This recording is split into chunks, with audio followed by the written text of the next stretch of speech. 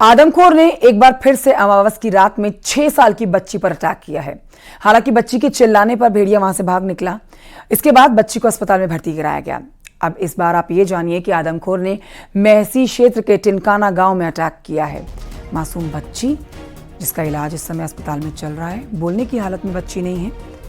हालांकि हमारे सहयोगी ने इससे बात करने की कोशिश की है, इसके परिजनों से बात करने की कोशिश की है। बच्ची को देखिए किस तरह से इस आदमखोर भेड़िए ने घायल किया है। सिर में गंभीर चोटें आई हैं, साथ ही गर्दन पर गंभीर चोटें आई हैं। बहराइच के महसी इलाके में वन विभाग की लाख कोशिशों के बावजूद आदमखोर भेड़ियों का आतंक कम होने का नाम नहीं ले रहा है, जिसके चलते आज रात इन आदमखोर भेड़ियों ने एक बार फिर महसी क्षेत्र के पड़ोइया गांव में इस मासूम बच्ची पर जानलेवा हमला किया। इसे ले जाने की कोशिश की, लेकिन परिजनों की सतर्कता और चीख पुकार के चलते आदमखोर भेड़िया इसे छोड़कर भाग गया, जिसके चलते इसकी जान बच गई। इस वक्त इसके परिजन हमारे साथ मौजूद हैं, उनसे हम बात करेंगे। कैसे भेड़िया पहुंचा था, कैसे आप लोगों ने बचाया, क्या किया? भेड़िया ने हम लोग आई खाना पानी खा के सो गए तो आ गए हैं। सामने बरामदे में लेटी थी, हमारी अम्मा था, पहुंच गए। बस नटई ने पकड़ लिया। नटई ने पकड़ के ऐंच ली तो दांत गड़ गए थे, खून चलने लगा। वो जैसा हल्ला दंगा भवा परिवार में, वैसे भाग ली। उस बाद में आए अस्पताल को लेके आए, भर्ती है यहाँ। तो क्या घर में दरवाजा नहीं था क्या? दरवाजा सर जी ना है, दरवाजा होता था वो कहूँ अंदर ना घुस पाता। दरवाजा घर वाले के कमी आए, उस ना लगाए। तो जैसा कि आपने सुना कि दरवाजा नहीं था, जिसके चलते जो बरामदे में ये बच्ची लेटी थी वहां पर भेड़िया पहुंचा, और ये बच्ची उस वक्त अपने दादी के साथ लेटी थी। खाट पर मच्छरदानी भी लगी थी, लेकिन इसके बावजूद वो इसे पकड़ा। बेटा क्या नाम है आपका? अच्छा ना। ऐसे भेड़िया आया था, क्या हुआ था, पूरी बात बताइए। हम ना जाने पावर है, भेड़िया ही रहता। जैसा कि ये बच्ची बता रही है कि ये सो रही थी, इसी के चलते इसे नहीं पता चला कि कब कैसे क्या हुआ। से हमारे सहयोगी राजीव इस समय लाइव मौजूद है, रुख करेंगे राजीव की तरफ। राजीव देखिए, छोटी सी बच्ची से आप बात करने की कोशिश कर रहे थे, वो बोलने की हालत में नहीं है और उसे पता भी नहीं है कि उसके साथ क्या हुआ, लेकिन इस गांव के लोग जानते हैं और उन 35 गांव के लोगों को पता है कि इस समय क्या दहशत भेड़िए की महसूस की जा सकती है।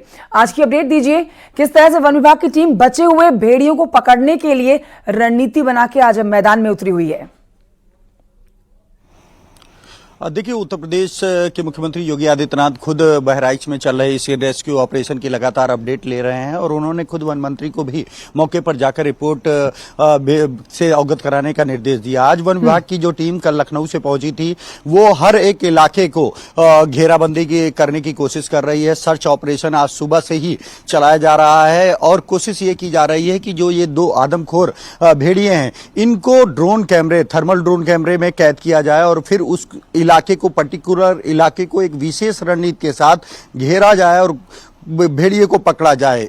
अब तक जो ऑपरेशन चलता था वो किसी एक इलाके में चलता था, अब कई टीमें, कई बड़े अधिकारी यहां पर पहुंचे हैं, तो हर एक अधिकारी को हर एक इलाके में अलग अलग रेस्क्यू ऑपरेशन की जिम्मेदारी सौंपी गई है। अभी तक देखने को यह मिलता था कि अगर एक ड्रोन कैमरे में वो कैद होता था, जब तक उसको घेरने का प्रयास किया जाता था तब तक वो करीब कई किलोमीटर दूर निकल जाता था। लेकिन अब जो विशेष रणनीति बनाई गई है उसके तहत हर उसके भागने के पॉसिबिलिटी से जुड़े क्षेत्र में वो रेस्क्यू ऑपरेशन लॉन्च किया गया है। कोशिश यही है कि जल्द से जल्द इसको पकड़ा जाए, ताकि जो लगातार हमले हो रहे हैं वो रुकें और जो पूरा आतंक फैला हुआ है उसे रोका जाए। राजीव देखिए, लगातार योगी आदित्यनाथ तक जैसे जानकारी पहुंची, उन्होंने इस खबर पर संज्ञान लिया, अब उन्होंने अपनी नाराजगी दिखाई। तो उनकी नाराजगी का मतलब हम ये समझ सकते हैं कि जो प्रशासन के अधिकारी या वन विभाग के अधिकारी वहां पर बचे हुए भेड़ियों को पकड़ने की कोशिश में लगे हुए हैं और कोशिशें जो फेल हो जा रही हैं और प्रदेश के जो और लोग इन भेड़ियों के हमलों से घायल हो रहे हैं,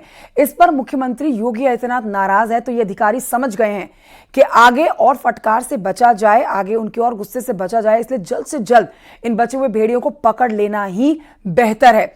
तो इसके लिए अलग से रणनीति बनाई जानी जरूरी है। साथ ही हम अधिकारियों के अंदर भी एक डर जरूर देख पा रहे होंगे, क्योंकि अब मुख्यमंत्री प्रदेश के वो इस पूरे मैटर के ऊपर अपनी संजीदगी व्यक्त कर रहे हैं।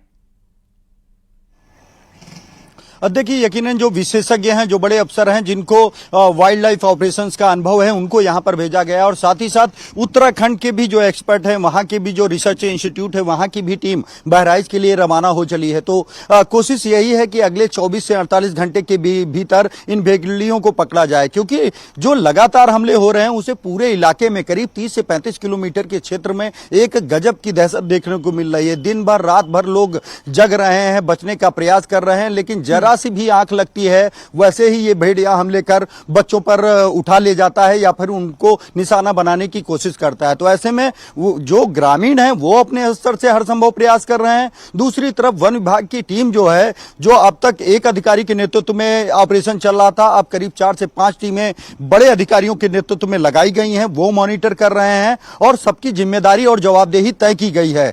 साथ ही साथ जो मैन पावर है वो बढ़ाया गया। अब इस बहाना नहीं चलेगा कि हमारे पास टीम नहीं थी या हमारे पास मैन पावर कम थी। तो मुख्यमंत्री ये चाहते हैं कि वन विभाग जल्द से जल्द ये सुनिश्चित करे कि वो निर्धारित समय सीमा के भीतर इन भेड़ियों को अपनी नाराजगी दिखाई है, आगे चल के फटकार भी लगाई जा सकती है और सख्त कदम भी इस पर उठाए जा सकते हैं।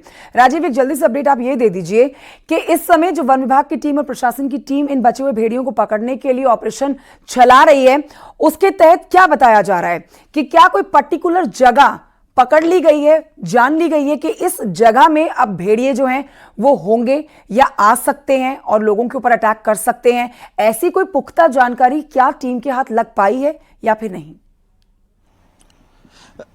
देखिए कंचन, जो बीते कई दिनों से भेड़ियों का आतंक और अटैक चल रहा था वो सिसैया चूड़ामणि गांव क्षेत्र में देखने को मिल रहा था। भेड़ियों ने उसको अपना एपिक सेंटर बनाया था। तो अभी तक बीते 3 दिनों से उन्होंने अपने लोकेशन चेंज किया है और दूसरी तरफ यानी कि जो हिंदूपुरवा इलाका है, जो राजा चौराहा है, वहां पर भेड़िया करीब 18 किलोमीटर दूर इस वक्त वो ट्रैक किए जा रहे हैं। लेकिन वन विभाग ने चारों तरफ, चाहे वो सिसैया चूड़ामणि हो जो एपिक सेंटर है, वहां पर भी रेस्क्यू लॉन्च किया है। दूसरी ओर जहां पर अभी हाल फिलहाल में उनकी लोकेशन मिल रही है, तो चारों तरफ से घेरने की एक विशेष रणनीति बनाई गई है। कोशिश और वन अधिकारियों द्वारा दावा यही किया जा रहा है कि अगले 24 से 48 घंटे के भीतर वो कोई पॉजिटिव रिजल्ट देंगे। चाहे वो वन विभाग के लोग हों, चाहे वो यहाँ गांव के लोग हो, चाहे आप, क्योंकि आप ग्राउंड जीरो से हम तक जानकारी पहुंचा रहे हैं। बहुत शुक्रिया आपका जानकारी के लिए। और आइए बढ़ते हैं आगे, बड़ी खबर आपको बताते हैं। नोएडा से बड़ी खबर, जहां के सेक्टर 14A में एंट्री से शुरू हुआ है भीषण जैम।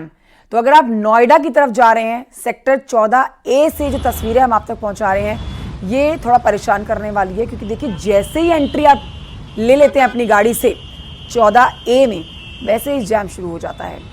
भयंकर हालात इस समय है। ये आप तस्वीरें देख रहे हैं, ये पूरी तस्वीरें जो हम आप तक पहुंचा रहे हैं, ये आपको दिखाने के लिए तस्वीरें पहुंचा रहे हैं कि देखिए अगर आप इस रास्ते को पार करने जा रहे हैं तो थोड़ा सोच लें, जैम में फंस सकते हैं आप। सैकड़ों गाड़ियां इस समय जैम में फंसी हुई हैं, पी कार्स है। ऐसे में जो गाड़ियां जो फंसी हैं उनकी जो रफ्तार है वो भी बहुत धीमी गति से आगे बढ़ रही हैं।